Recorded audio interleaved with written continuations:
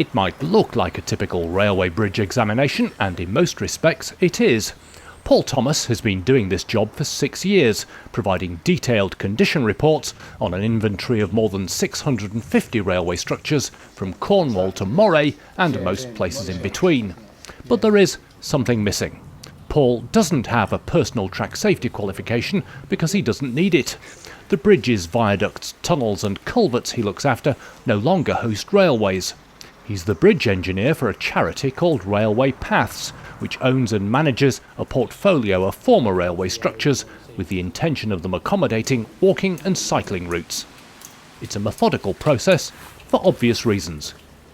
We generally split up the duties where I will take photographs, I will note defects with sketches, and I'll also create a plan in my little yellow book of where the photographs are. So at the end of that inspection I will know every photograph exactly where I was standing and what I was looking at.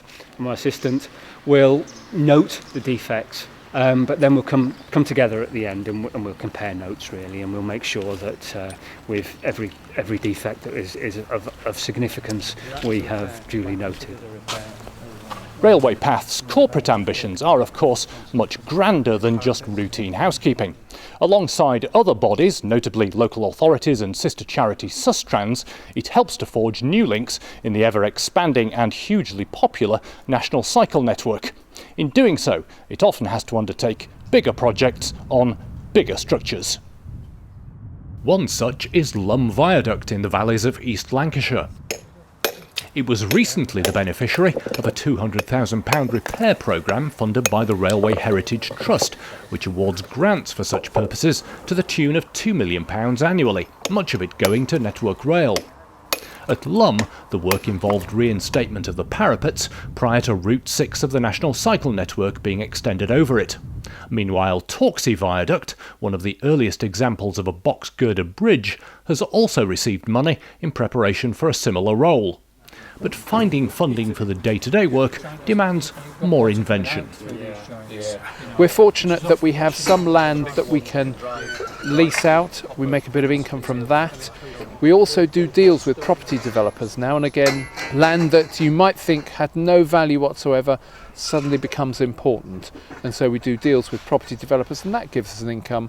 We can then reinvest it back into looking after the structures, so that when somebody like Sustrans or a local authority comes along and says, we've got the money to build the project, we all work together and you look back and think, that's great.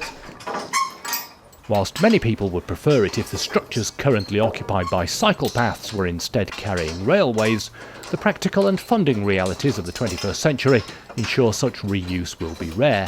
The world has moved on. The government is, though, investing several £100 million in cycling, a recognition of the social, economic and environmental benefits it can bring. With the alternative being dereliction or demolition, an increasing number of disused railway structures will hope to be pressed back into this form of public service in years to come.